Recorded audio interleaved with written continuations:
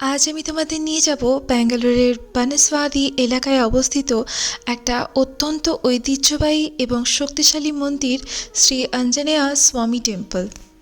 যে মন্দিরটিতে যাচ্ছি সেটা প্রায় 150 থেকে 200 বছরের পুরনো। তাই এটা শুধুমাত্র উপাসনা স্থল নয়, বরং একটা ঐতিহাসিক স্থান।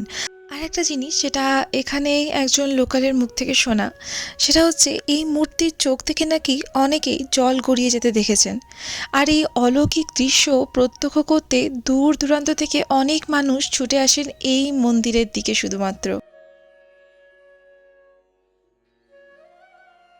আর এখন আমি তোমাদেরকে দেখাতে চলেছি শ্রী আঞ্জনেয়া স্বামীজির।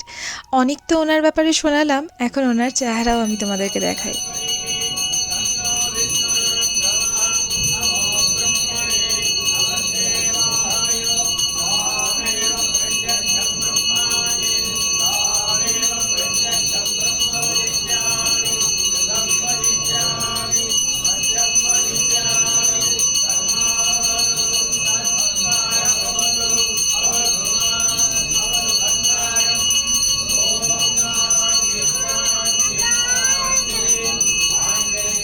আমরা গেছিলাম মেনলি শনিবার, আর দেখতেই পাচ্ছ ভিড় উপচে পড়ছে। তাই যদি তোমার হাতে সময় সেরকম না থাকে আমি বলবো যেও না, কারণ এখানে যদি পুজো দিতে চাও একদম ভক্তি শ্রদ্ধার সাথে ধীরে সুস্থে বসে পুজো দিতে হবে, তবেই মনের মধ্যে সেই শান্তি পাবে।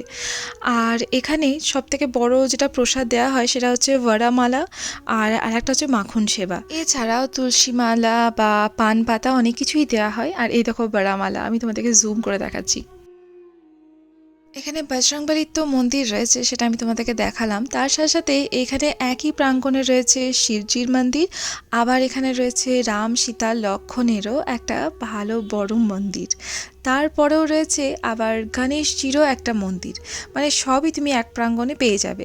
আর এই হচ্ছে একটা বড় হল। এখানে দেখতেই পাচ্ছ ওইদিকে সাইডে ছিল শিবজির মূর্তি, আর এখানে তোমার ভোগ সেবা দেওয়া হচ্ছে একদম বিনামূল্যে, কোনো রকম কোনো চার্জেস নেই।